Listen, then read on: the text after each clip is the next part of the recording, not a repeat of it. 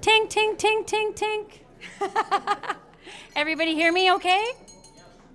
All right. I'm talking right into it like I'm eating it. I don't think I can hear it as loud here as you might be able to hear it there.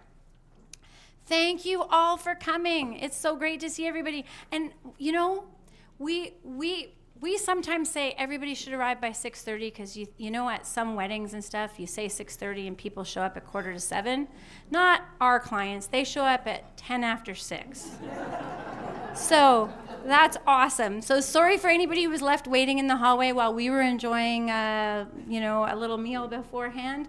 But thank you all so much for coming.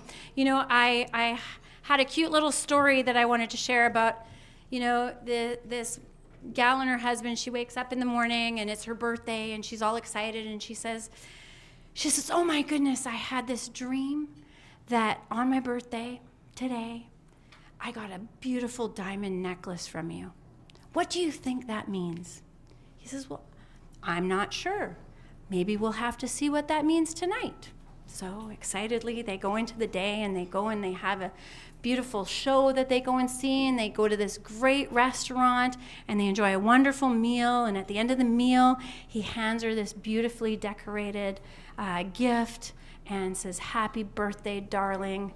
And she opens it up, and inside there's a book, and it's called How to Interpret Your Dreams. So needless to say, a little disappointment there. But I love the story because it kind of captures something that we all deal with, whether we're dealing with life or our finances, and that's the gap between what we expect and what actually happens, right? And so we picture one outcome, and what happens, we envision the future in a certain way it's going to become, and reality hands us something completely different. And sometimes that's something completely different great, sometimes that's completely different bad, but the one thing we know for sure is it's going to be completely different. You know, it's the one thing I talk about with everybody when I'm running projections and running their plans is, you know, this is a static document because we're assuming a lot of things. And we never know, are we going to be able to work the next 15 years? Are we going to be able to have this rate of return? Is inflation going to stay at 2.5% or 3%? So that's really what good financial planning is all about, and what educating yourself and working alongside somebody is all about, is trying to say, hey, stuff's going to happen. So where's our reality, and how do we protect ourselves against all of those things? But why we're here, oh, am I making your presentation move ahead? I don't know. My little piece of paper was making it go. That's All okay. right, so I'll hold it here How long can instead. this pen? So why are we here tonight? Because we host a few events a year, and we've always had something in January or February where we want to say, hey, where are we coming from and what are we looking forward to?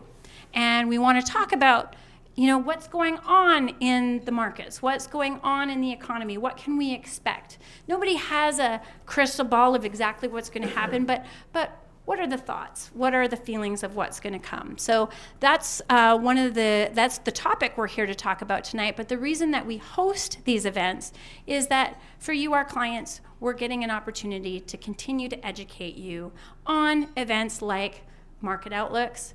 Sometimes our events are on risk management. It's on estate planning. We've had our most recent one was on elder care planning and making sure that we're aware of what steps we have to take and what the cost could be of our care in the future, or our parents' care in the future.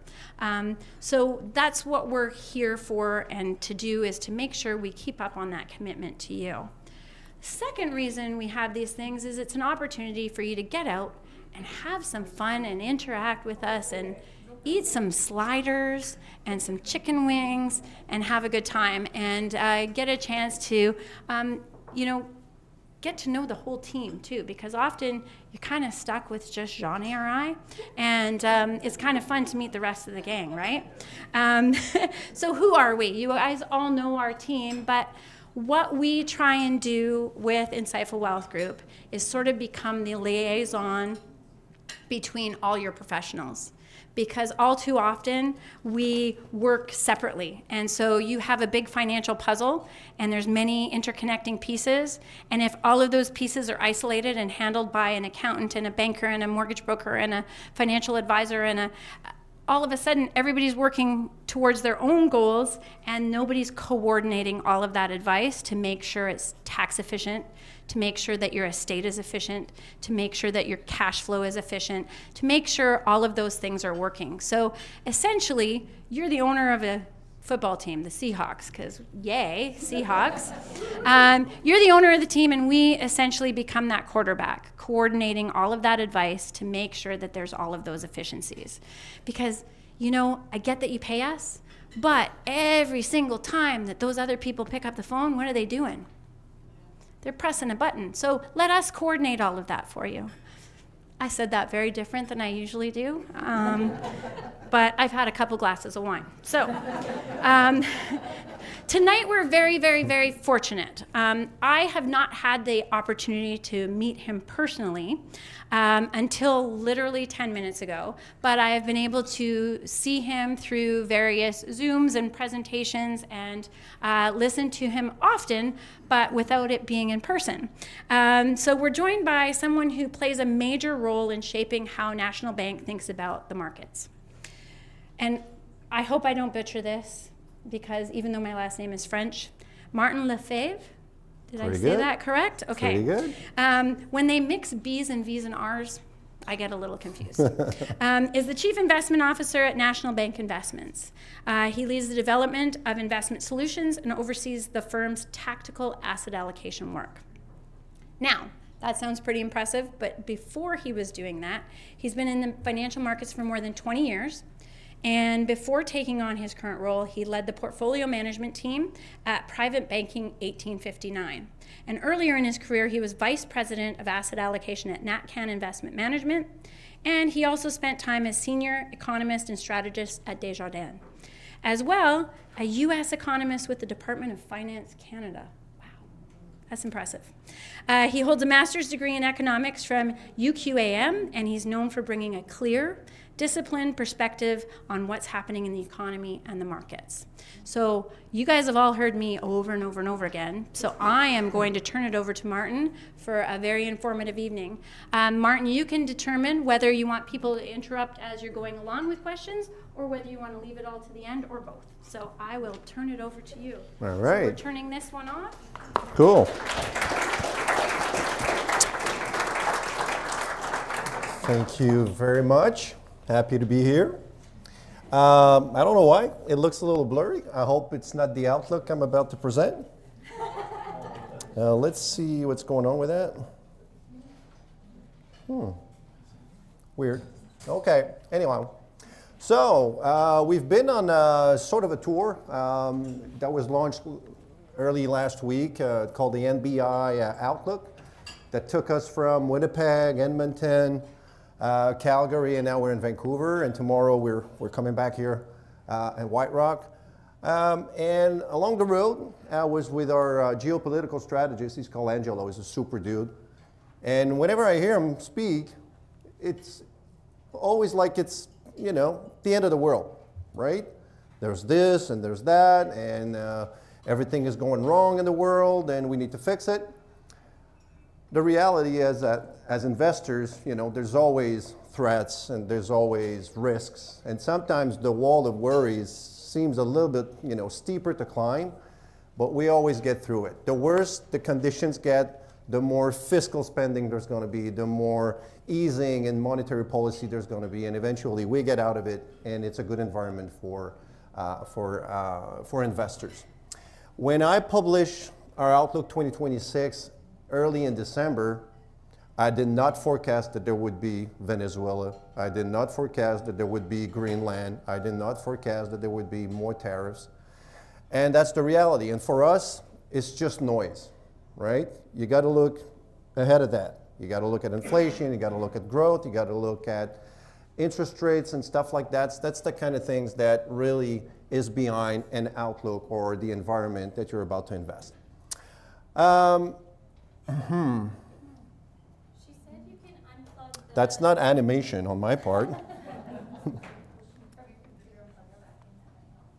Okay, because it was fine not so long ago. That guy always tells me when there's a computer problem. Yeah, Restart the computer and then call me. okay. We better fix it before.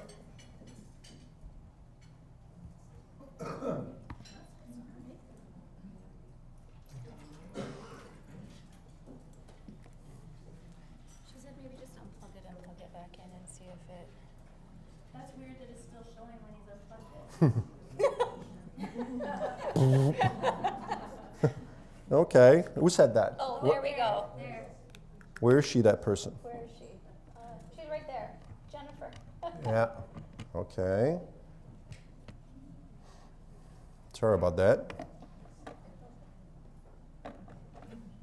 See? This is expectation. Oh, okay, we got it. So,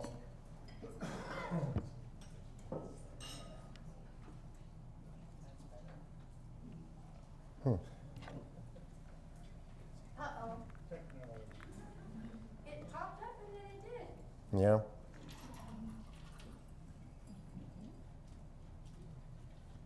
Hello for those of you at home that are on live stream.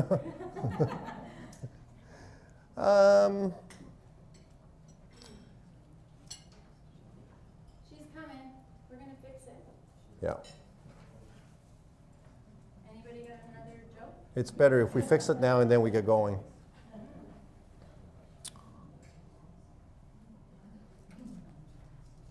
I did read another one today.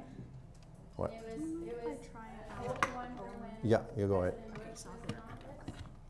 And it talked about how he got a phone call and they're like reporting how many people had died and and all the turmoil that was going on in Iraq and so on. And he said then we lost a Brazilian and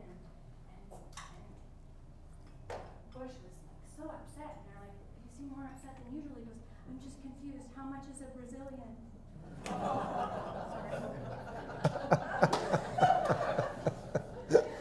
Yeah. Sorry, I had to go. Yeah. Yeah. It's good. All right, anyhow, while she's fixing that, if I had been here a year ago, I would have told you, there's going to be tariffs, it's going to be bad for the economy, we're going to get less growth, probably even a recession. There's going to be lots of inflation because of the tariff threat.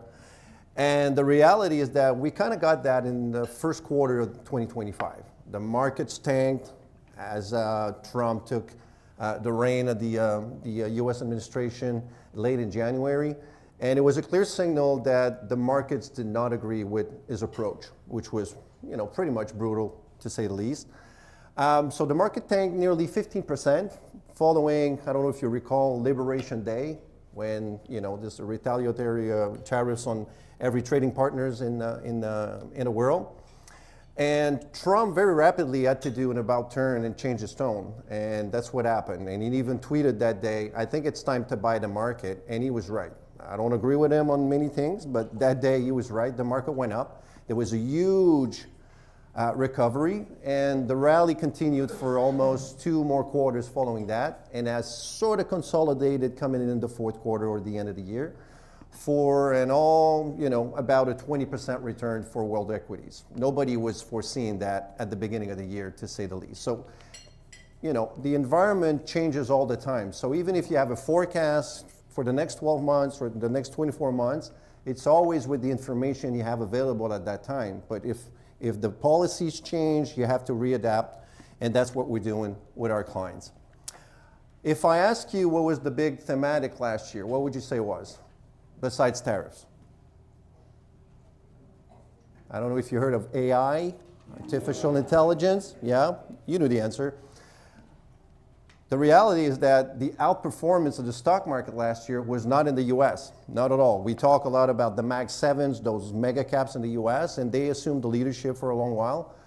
But the outperformance was in EFI markets, especially in Europe at the beginning of the year. What we call banks and tanks outperformed last year. So defensive stocks did well, but also the banks in Europe did well. The euro also appreciated a lot, so that was part of the story in Europe last year. Canada did fantastically well. So even though we have a very cyclical economy and we were hit by tariffs, the unemployment rate went up, but the market is not always the economy. Even though the economy slowed down, the markets were unbelievable last year, owing in fact to the uncertainty itself. None of you are having a stroke, it's just the computer. Yeah. A seizure or epilepsy or something. Like, whoo. Okay, I know it by heart, so I don't need the slides. Okay. So Canada did well last year, and part of the story is the uncertainty itself, which drove gold prices north of $4,500 last year. Now it's up in the 5,000s. And gold miners benefited from that. So gold miners, the weight of gold miners in the index went from something like 9% up to 15% last year just because of the price appreciation of the bullion. So that was good. That represented like 1/3 of the outperformance of the TSX last year. The other 1/3 is the banks. And then you got also Shopify, our one and only tech stocks that did fairly well also last year. So outperformance by Canada. So we like Canada. It's been doing great. Now, the reason why the markets outperformed, like I said, is because the environment changed. Starting in April, there was a lot of deregulation, there was a lot of fiscal spending, there was less tariffs than what was expected at first. We went from an effective tariff of 32% following Retaliation Day to a pause, and then deals with the rest of the world, started with Japan, but also UK, and then the environment became a little better than it was at first, and we got that rally. Then, I'm gonna, sure, if you have it, let's do it. I'm just gonna close these windows. You have it on? So, plug this in. That's let's see if it actually works first.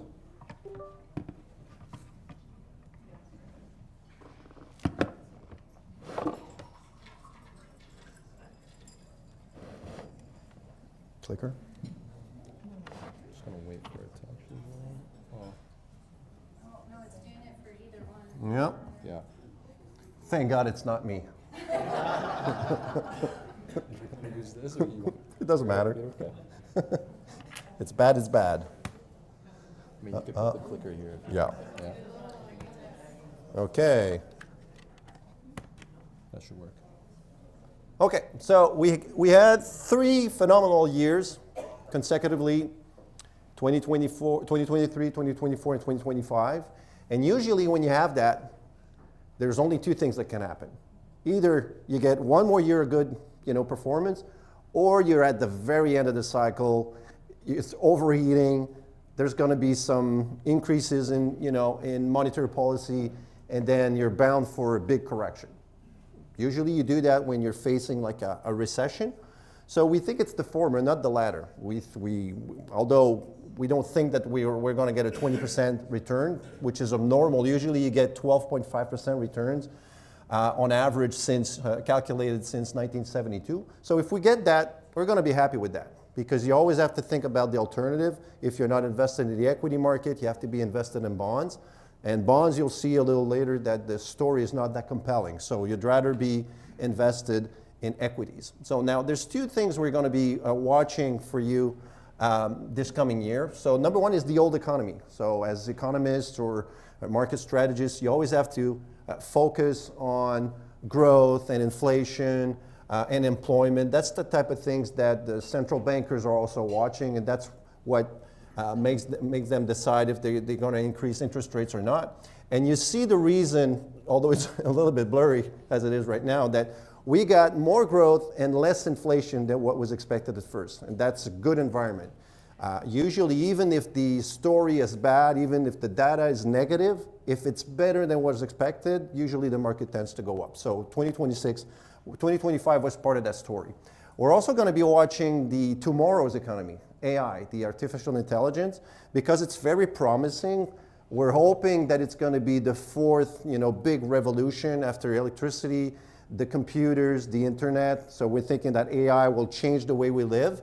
And we need to focus on those big 7 cap stocks in the US, the Mag 7 we call them, with the hyperscalers like Microsoft and Google and all of these big names that are trying to race to the top to be the leader in that new technology. And they represent nearly 20% of world equities. Those 7 companies represent 20% of the total market cap of world equities. So you have to monitor them. You have to look at those. You can go past that. So let's start with the economy. So after Liberation Day, as you can see here in the chart, the uncertainty was at a peak. We had never seen that before. As soon as Trump changed his tone, the uncertainty went down, but you can tell that it remains elevated. So we're going to get, tariffs are here to stay, that's for sure, at least another 3 years before we know who's going to replace Trump. And even when that happens, I would bet that tariffs are not going to go, back to where they were before that. When Biden took office, after Trump's first term, he didn't change anything. He kept the tariffs in place with China, and there's a fair chance that the next president is not going to change that either. We believe that the type of environment that we're in, or that we were in 2025, is going to be repeated in 2026. So nothing spectacular in terms of growth, but good enough for corporate America to make decent earnings. And the disinflation we're in right now will probably continue, which is a good sign. It's type of a good environment. And you can tell that the balance of risk has shifted towards the positive territory. So a year ago, I would have told you that our recession scenario was probably somewhere along the lines of 40% probability. It didn't happen because soon after, there were changes in the landscape, in the environment.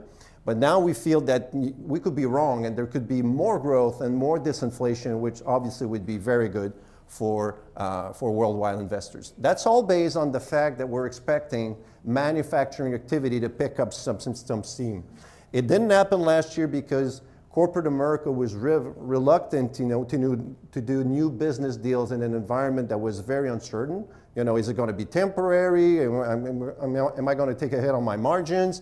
And then last month, we got a pickup, as you can see, far right of that blue line. We've never seen that before. In my 25 years in the business, it's probably the biggest jump in the manufacturing activity as measured by the ISM PMI. And based on interest rates, the trend in the US dollar, and what else we're measuring with that? Global growth, which is real accelerating.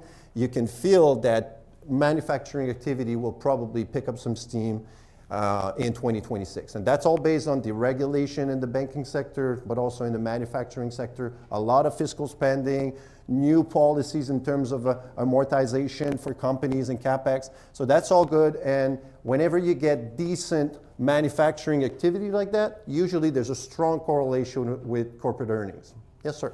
You talking about American or Canadian or both? Or you say it's a lot of manufacturing? That's in the US. Usually as strategists, we tend to focus on the US. It's 70% of world equities. It's 50% of GDP growth. And once you get that right, then you can focus on other regions. Of course, we're very intertwined as Canadians. Well, not so much anymore, but we used to be very much intertwined.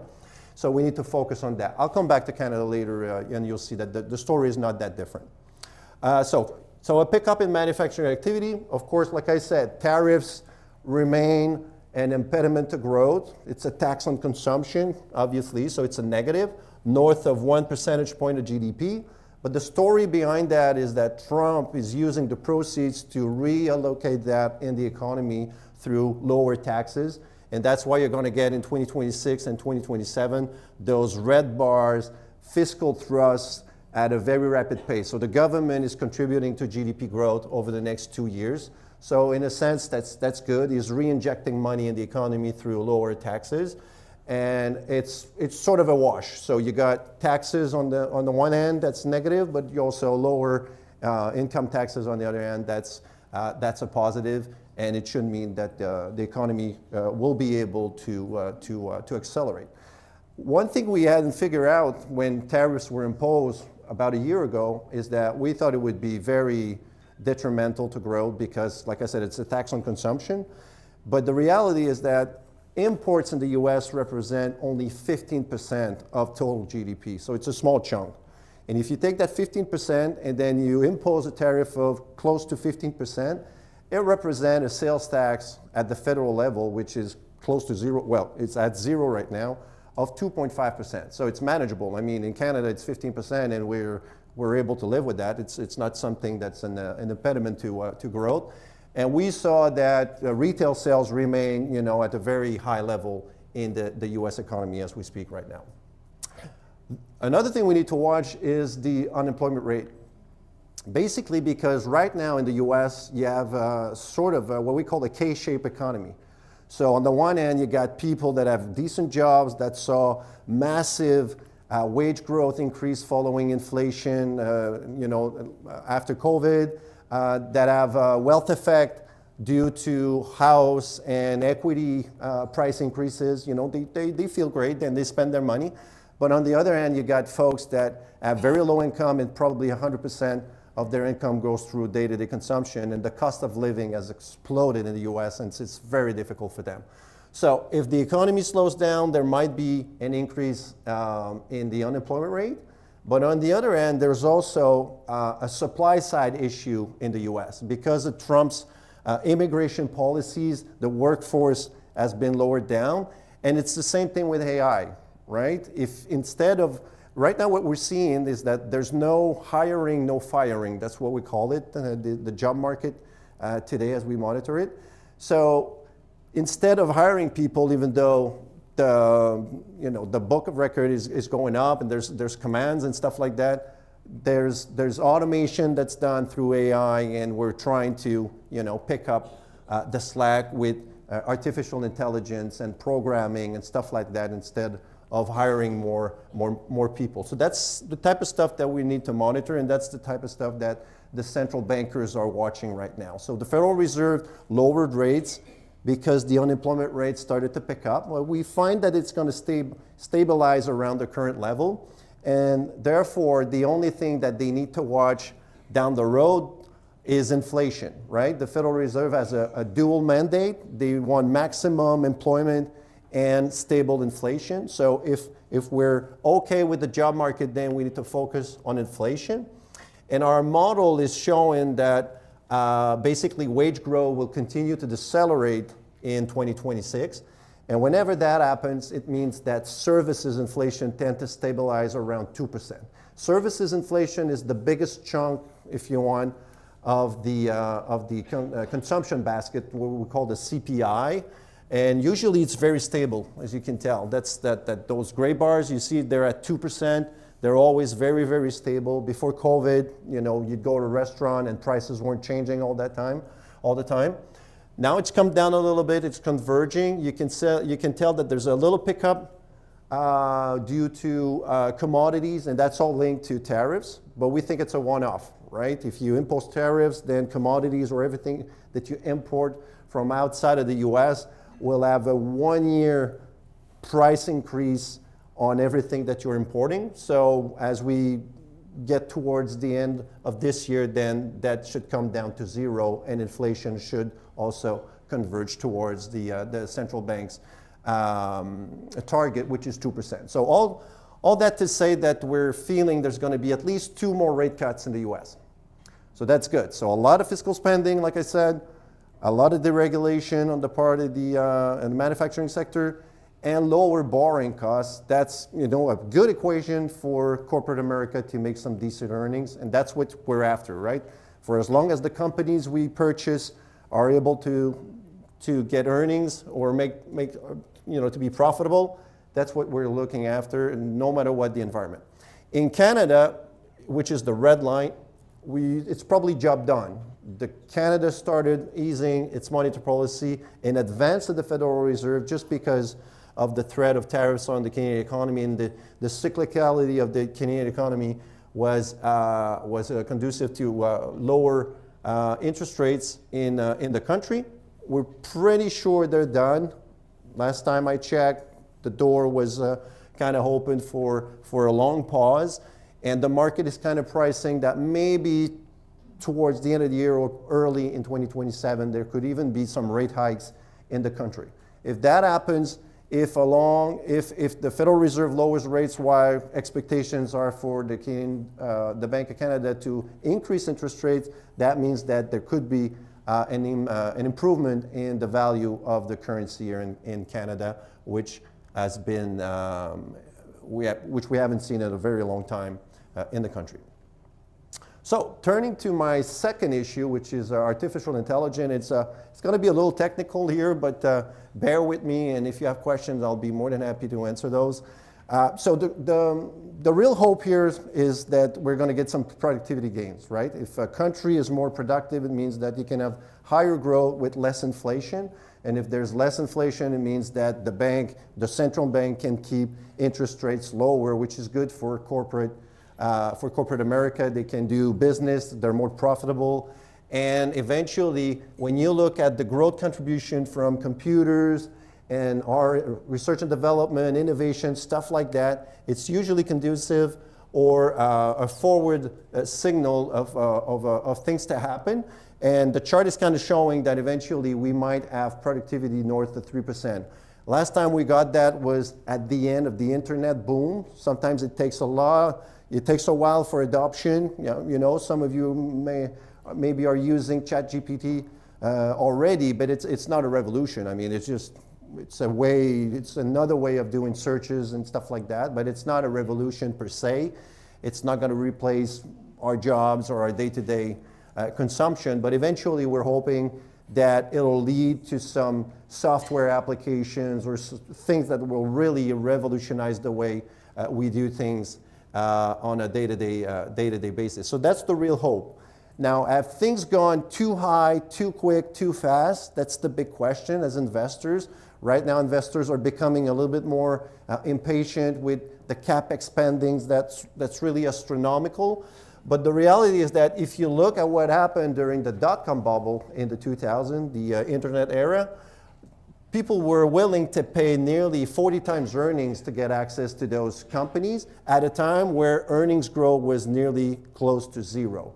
So you're willing to pay a lot for something that's not yielding anything. It doesn't make any sense. And that was right at the peak. Today, it's cheaper. We're paying 25 times earnings, which seems to be a lot, but at least you're getting a lot of bang for your buck at almost 15 times earnings. So I think it'd be maybe a little too quick to get out of the market, and probably there's a lot of good returns to be had ahead of us.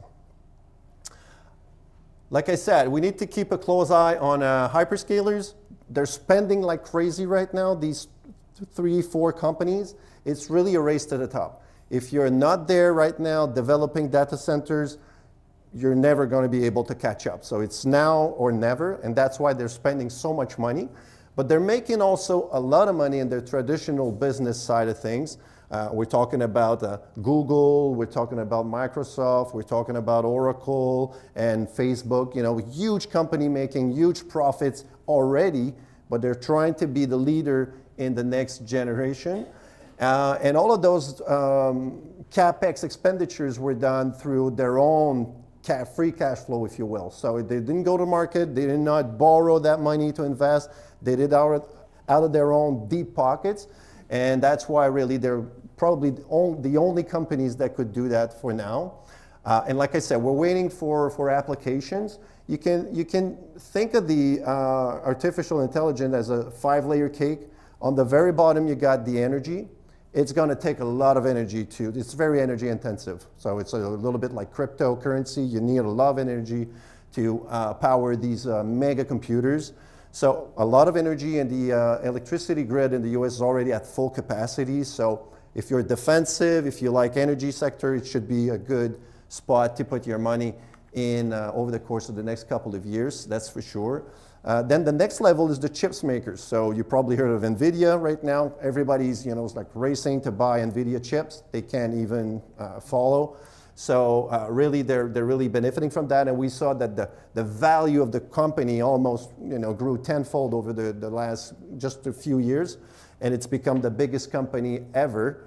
And then on top of that, you got the hyperscalers. They're building the data centers with the large language model, the chat GPT of this world are using to learn. And then on top of that, the fifth layer, that's going to be the application. That's when we're going to get the true productivity gains, which are yet to come. So, I think that it's just the beginning. Like I said, those stocks are expensive. There's going to be winners and losers. Right now, we saw last week that the software applications have been sort of punished. But all in all, we find that there's a lot of potential in that industry, and the tech stocks should do fairly well over the next couple of years. Now, yeah. I just had a quick question, because you're talking about how all these big tech companies are pulling the money out of their pockets. But Google today just announced 100-year bonds to fund their AI. Yeah, and the market didn't like that. Yeah, the market didn't like that. So, And then last week it was Microsoft that because they own like the 20% of ChatGPT, and ChatGPT is not profitable yet, and they're still injecting tons of money. So like I said, the market is becoming impatient. But if you can borrow money at a low rate for 100 years, I mean, I'm not going to buy the bond. No. but that's the point. Like, they're Yeah. running out of resources. Yeah. No, they still have a lot of money, but you need to diversify. You need to invest elsewhere, and I don't know what's behind that, but they're intelligent people. I'm sure it's. But what you're talking about is the reason why, we've just declared greater than expected profits, but the share price goes down because in their discussion about their profits, they're talking about what they're going to be putting into Yeah. AI in this next.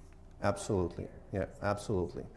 And people were, at first it was like, okay, lots of CapEx and it's fun and we buy into the story, but now we need to see, a return on our investment, and that's what, the investors are after. So there's going to be rotations. Last year was all about the Mag 7, a very concentrated market. If you didn't take part of that, you probably underperformed the US market.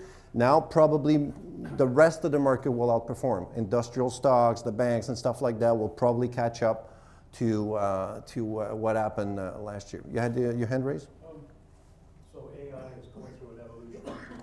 Where would you say they're at? You said five situations. Yeah. The energy phase. So where? Well, the energy will keep, as long as we're developing those data centers, that we'll need more energy. So that's one of the phases, and that needs to develop.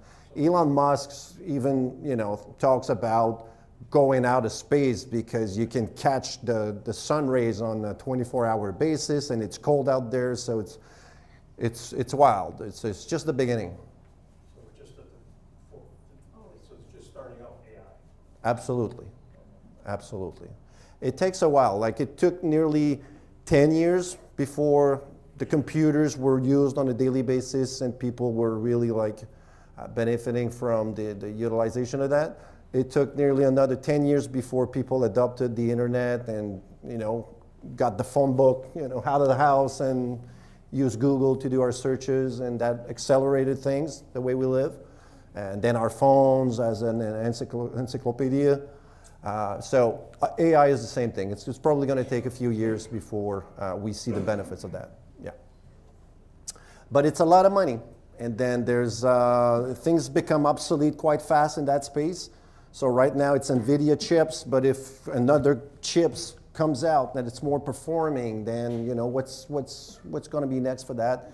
And then there's China trying to race with the U.S. And so there's a few we got a lot of questions, but not that many answers to give you right now. So what are the implications for investors? We like to look at the world in a four-phase environment. Are earnings going up or down? Are stocks outperforming bonds or not? Are central bankers lowering rates or borrowing rates, if you will, or not? And if there's momentum in the market. If all of those four elements are reunited, usually you got to take more risk. So whatever your risk profile as an asset allocator, you want to be on the risk-taking side of activities, right? And that's what the chart here is telling you. we like the story for 2026 because last year was about multiple expansion. That is, we were expecting that there was going to be a recovery. Now that we got the recovery, we want to see the money, right? Show me the money. And that's what the market is expecting. So far right of the right side panel, that's expectations for North America and the rest of the world. North America expectations in terms of earnings is north of 15% for the next 2 years. So that's super good. You don't get that usually. Earnings are around 8 to 10%. So, companies or analysts, they really feel that the environment is good for companies to thrive. And next year, or this year actually, 2026, expectations are the highest in emerging markets. And that's what our models are kind of showing here. There's momentum, there's relative momentum in Canada, so we like Canada, but also in emerging market. On the very bottom, you see there's a lot of momentum. There's not that much momentum in Europe because that's in local currency, and most of the improvements we saw last year was due to the euro that appreciated against the US dollar. So we don't see that happening this time around. And you can tell that there's not that much momentum in the US. So even though it's a unilateral trade war with the rest of the world, and it seemed that everything would be, to the benefit of the US administration, it's not really the way it works. And right now, money is flowing out of the US elsewhere, and those markets are thriving. Why do we like emerging markets? Basically because central bankers are lowering rates. It seems that the US dollar is about to embark a downtrend. Usually it's really good to be invested elsewhere at that time. And it's very long cycles, as you can tell. The line here is showing emerging market versus the rest of the world. So whenever it goes up, emerging markets are doing better. They're outperforming. And whenever it goes down, it's the opposite. So from 2010 all the way to last year, it was all about the US. For 15 years or so, the US outperformed, they assumed the leadership. And usually they do. Like I said, it's 70% of world equities. There's a lot of innovation there. That's where the tech stocks are, those big companies. But nowadays with Trump policies, people are reluctant to invest in the US. They're worried about what they're seeing. And technically speaking, it looks like a good entry point to go overweight emerging markets. So that's just our call right now. And like I said, it could change very quickly depending on the environment. If things changes or evolve in a more positive way for the US, we'll just take the money and go back into the US economy. Wow, that's a bit of a spaghetti chart and a blur, but that's just to show that we like quality stocks. Quality were not in favor last year because it was very concentrated in the hyperscalers. So if you did not have all 7, max 7 last year, you probably underperform in your portfolio. Very concentrated market.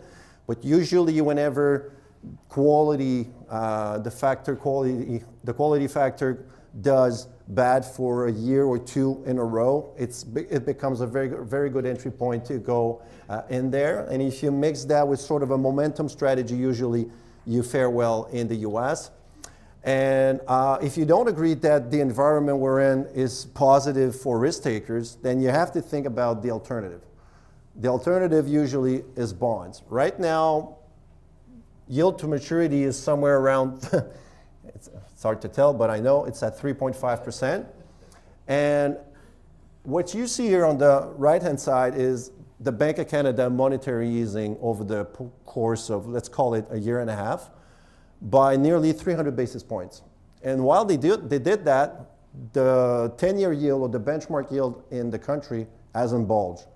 Basically because, yes, there's cyclicality, yes, the unemployment rate went up, but you're also spending on the fiscal side of things like crazy, and we don't like that. You need to borrow to spend money, and we're not going to let you just do that. Same thing in the US. So that's why yields are not really moving. But if you think that we're done in terms of monetary easing and rates have nowhere else to go but up, then obviously the story of the bond market is not that compelling. Bonds will always do the job if there's a recession or if there's a downturn or if there's a market correction. Just the way they're decorrelated with the equity market. But we find that there's just more upside, I should say, in the stock market as we speak today. Let me talk a little bit about gold because it's been going up like crazy, and I can't really tell you why. It's just like Bitcoin going up from 20,000 to 130,000. I don't have an answer for you. I don't know why. Just like it went down like crazy. And it's not that I don't like Bitcoin. It's just that I didn't buy any, and I regret that. Like if I had bought Bitcoin, I'd be a rich man. But the fact is that it's very volatile. Bitcoin went down 3 times 70% throughout its history. So buying it at the right time is very important. And like I said, it's pure speculation. I couldn't tell you what the use of Bitcoin is. The technology behind it is interesting, but the Bitcoin as a currency hasn't done much just yet. So gold, basically, fundamentals behind gold is real rates. Why? Because it's the opportunity cost of holding an asset that's not yielding anything. So whenever inflation goes up, real rates tend to go down. If there's deflation or if there's, the end of the world is near, then real rates will also be very low, and then you can buy gold. Gold is a good alternative.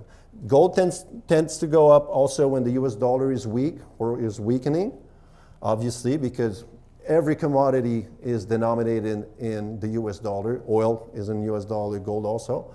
And then the uncertainty. So you can tell, usually we're pretty good at knowing why gold is going up or down, except for just, lately over the past couple of years.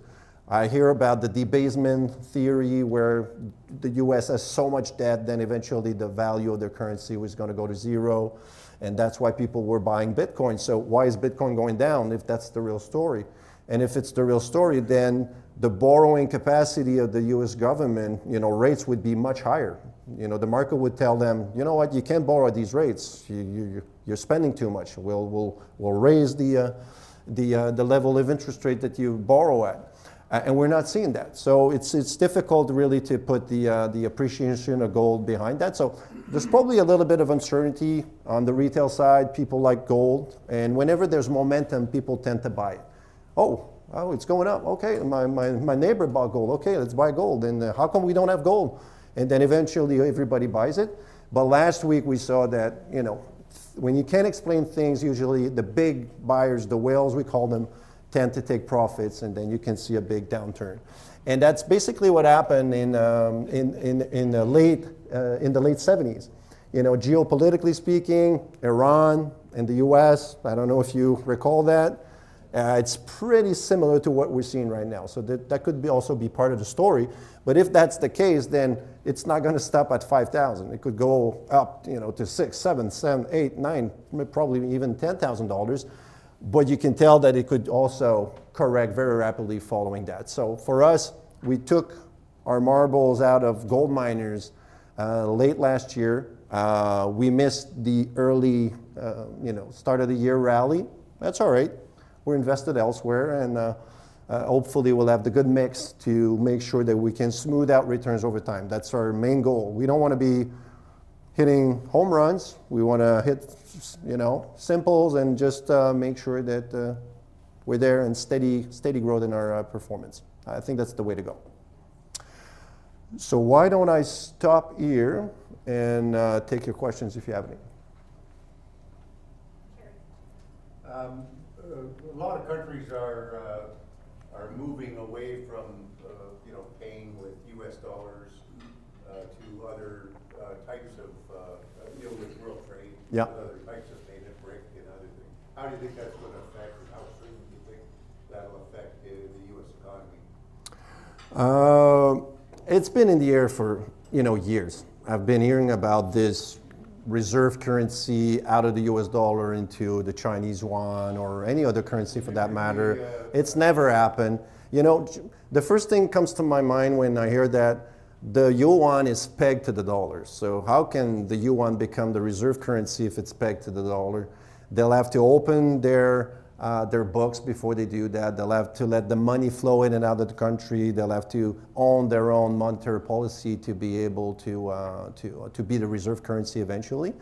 And whenever they do that, I'm not sure if the yuan is going to appreciate or depreciate. There's a lot of deflation right now in China, in the housing sector and whatnot. So it remains to be seen. But I'm not too worried that, let's say, for the next year or so, that's something that we'll see. Now, China does business with India. They do business also with Russia. They buy their oil. They don't have to buy it in US dollar. That's for sure. Since 2024, yeah. Yeah. But that seems to be happening in a lot more places now. Yeah, and we saw that if you look at all the transactions out there, the US dollar used to be like 70% of, everything is labeled in US dollar basically. And that's why they were buying so much treasuries. When you have the money, what do you do with that? So you buy treasuries, so you have US dollar on hands. They don't do that as much. So instead of purchasing your treasuries whenever the bond comes to maturity, now they buy gold. And they're able also to just, do transactions with, like I said, India or other parts of the emerging markets in their own currencies. So if years ago it was at 70% of Yeah. U.S. Treasuries held, and now it's around 59%. That's at 60%. So yeah, it's a sea change, but it's not the end of the US dollar. Yeah. Okay. And with all of Trump's rhetoric, is there the risk of any country coming in, because I know this is a question I get, Yeah. any country coming in and saying, we're getting rid of all of our U.S. treasuries, what happens to the dollar, what happens to the markets if? I don't think they could do that. So, you got the flow and the stock. So every treasury they own, they can't really put it back on the market, right? They'll drive the price of that bond down. So they're hurting themselves. So they're not going to do that. So you let it come to maturity, and then you decide what you do with the proceeds.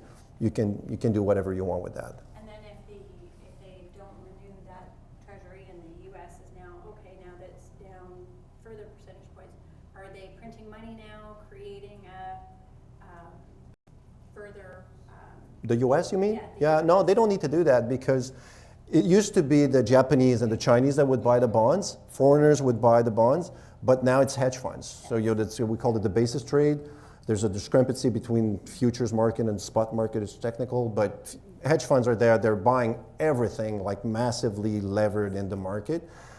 So they don't need to do that. Another thing is that Trump wants a lower US dollar, because that would be how to fix the trade imbalances that he speaks of.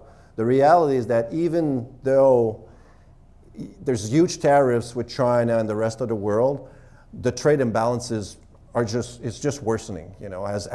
As households in the U.S. keep consuming cheaper goods, produced elsewhere, it's only going to go worse and worse. And the only way to fix that would be through a lower U.S. dollar, right? That then foreign things become more expensive.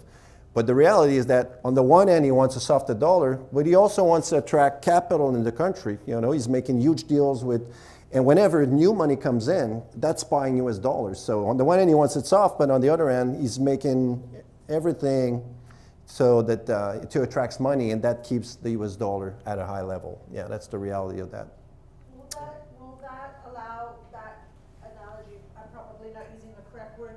What's it going to do to help our dollar go up? I wish it was stronger. No, I know I wish it that, was of stronger. course, but if his dollar becomes softer, Yeah. would ours? Because there was many years ago, that our dollar was so. Yeah. I remember parity. How do we get there? It's going to be difficult.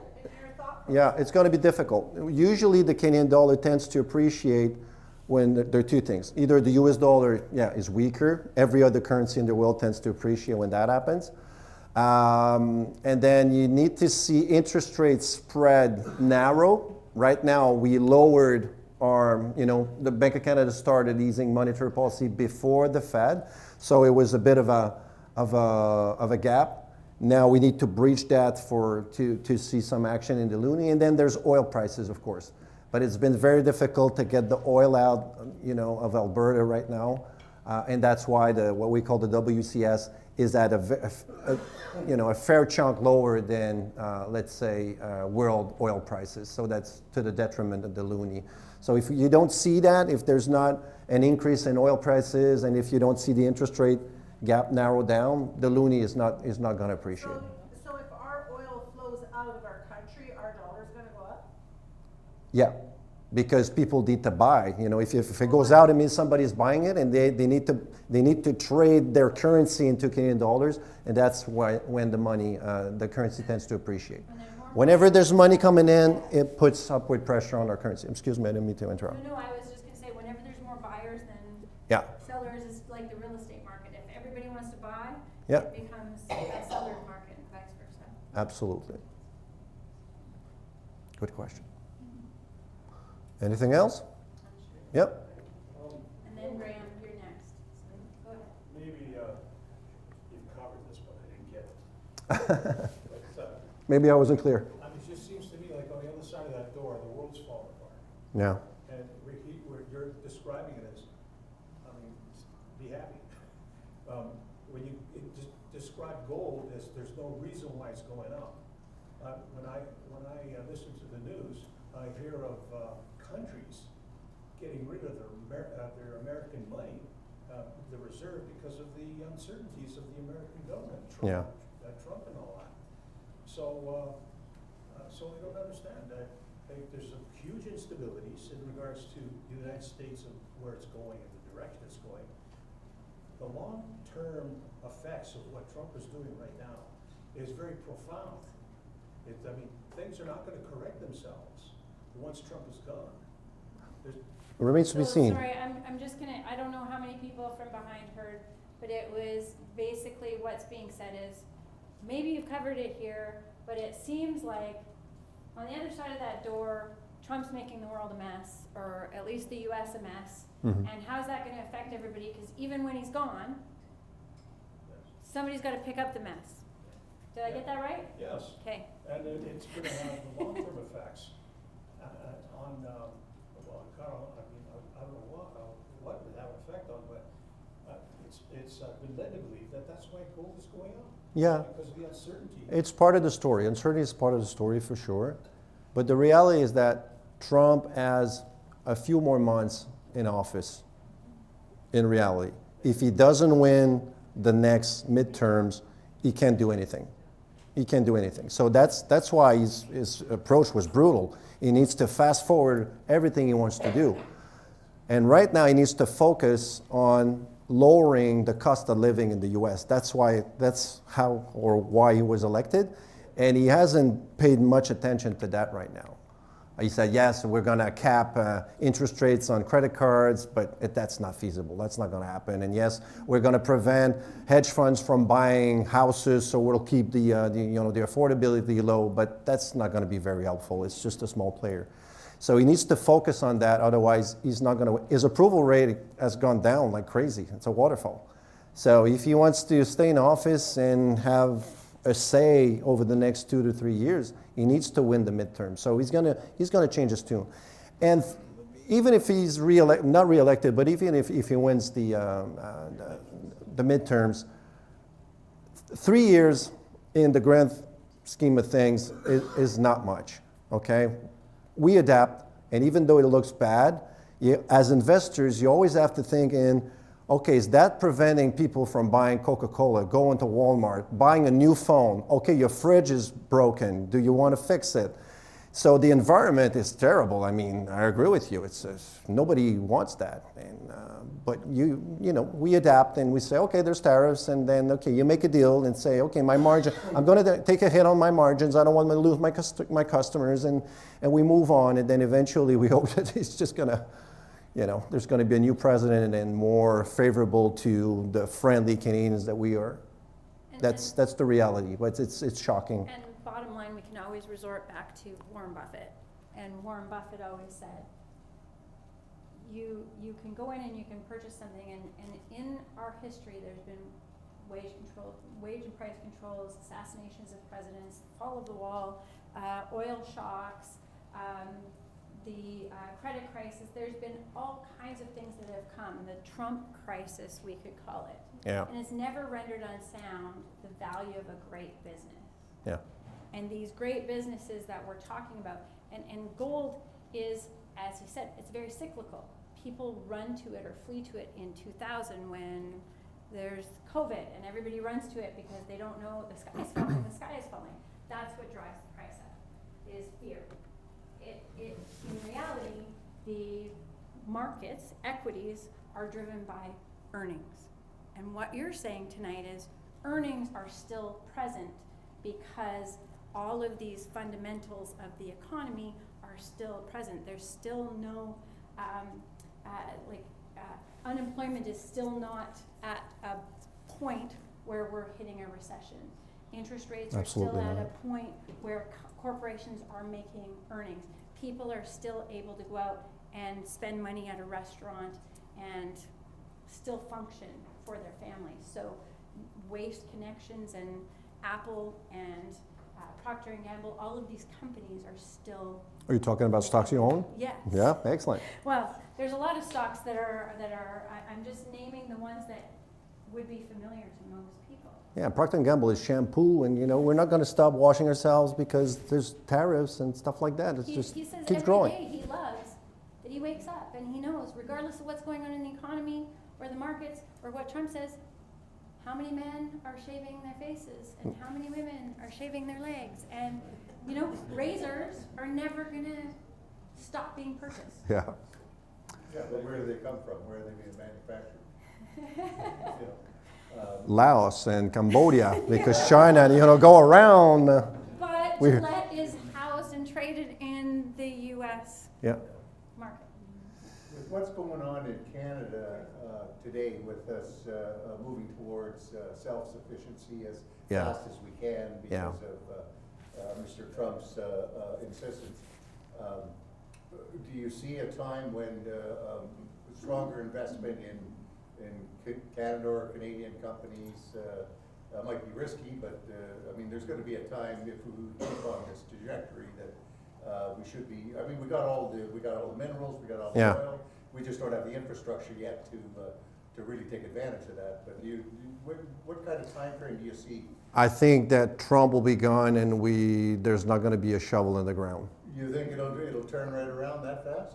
It's going to take time. Yeah, these big projects take time. Building a pipeline to export our oil or our natural gas is going to take years. So I'm pretty sure Trump will be gone before we start any of that.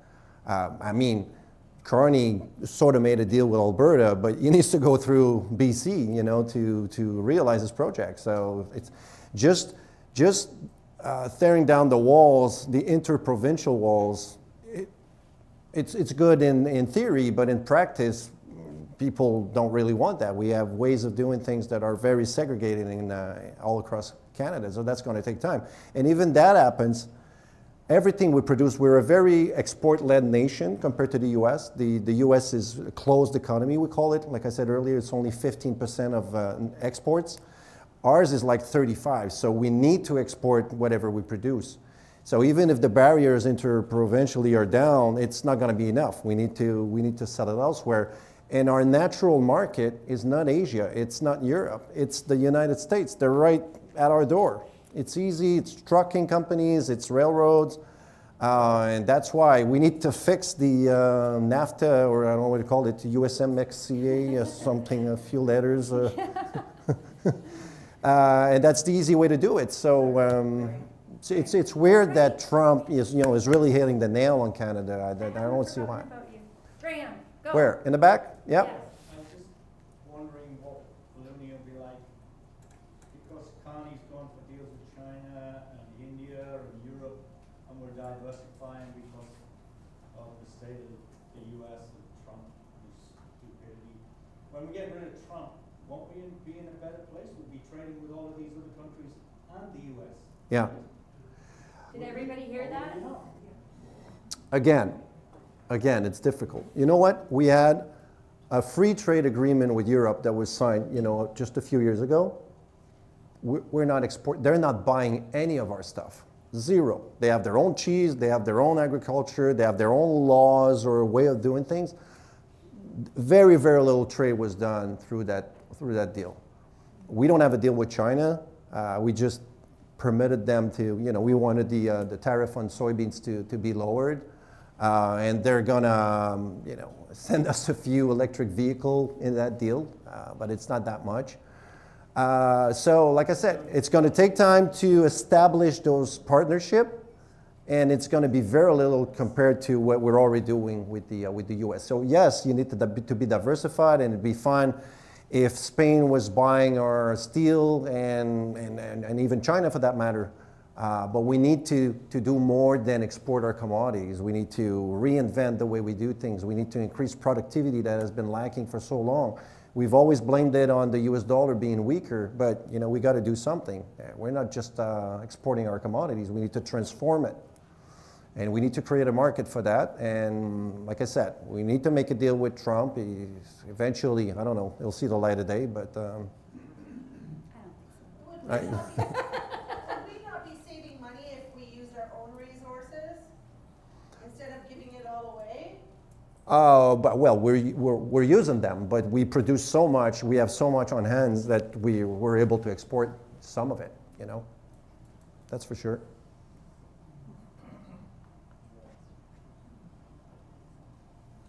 All right. Well, thank you very much. And that doesn't mean we're running out right away, but we do have something. Did they leave? Sorry, 2 seconds. You have to stay up there. Oh, So what's the risk with Alberta? What's the whole, to separate, you mean? yeah. I was there. Well, first of all, there's no snow in Alberta, too. It's not the only place on earth where there's no snow. I was in Edmonton. It was 15 degrees. It was crazy. People were about to go golfing. It's in Edmonton, which is quite north from Calgary. Anyhow, if you ask around, I think Albertans are kind of pissed off that we don't want those big energy projects, but people back east, Ontario and Quebec, accept the money. It's cool, keep doing it, but we don't want you to do too much. So they don't like that. But in reality, the last poll I saw was, if you ask everybody, there's probably a 30% chance that it will pass. But if you ask only the Conservatives, it's 50-50. So even within the Conservative, it's not a clear shot. And I don't know if you've been to Alberta, but there's no other place in Canada where you feel Canadian. I mean, it's crazy. There's Canadian flags everywhere. You got Lake Louise. You got, I don't think they'll separate, but that's just a gut feeling. There's a certain percentage of them Oh, that yeah. are quite extreme. Well, but same as in you can Quebec. say that about anywhere. Yes, Same as in exactly. Quebec, it's been on everybody's lips forever. When is going to be the next referendum? But we all know it's not going to pass, and it's a waste of time. And then you got the Liberals, and then we're sick of the Liberals, and then you elect the PQ, and then we're sick of PQ, and then we go back, and that's politics. And like I said earlier, that's just noise. You have to look through that and look at companies, and Yeah. All right. The tried and true. So we wanted to thank you because one of the things that I maybe didn't make clear, and Martin sort of said it when he started his talk, that I've been here and I've been there, and his day started way early this morning. You got me a Starbucks card? And yes, we actually did. Excellent. There is $50 of Starbucks. Excellent here for coffee. you. Whew. Thank you very much. I need the coffee. Thank you so much It was my for pleasure. coming and doing this for us. And I know that they haven't had dinner, so I'm gonna say that you'll stick around for 5 minutes for any one-on-one questions for people who are too shy to ask in public. But otherwise, they're taking off. But Jeanne, myself, and Jennifer will be here. It looks like the bartender's here, who's one of the most important people. So we're not gonna kick you out right away. So those of you who have to run, run. Otherwise, thank you all so much for coming.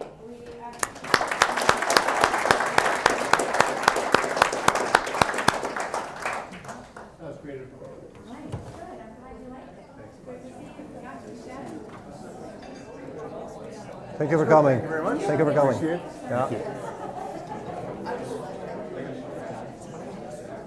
Thank you for coming. Thank you for your time. I have a quick question for you. So I find that Canada,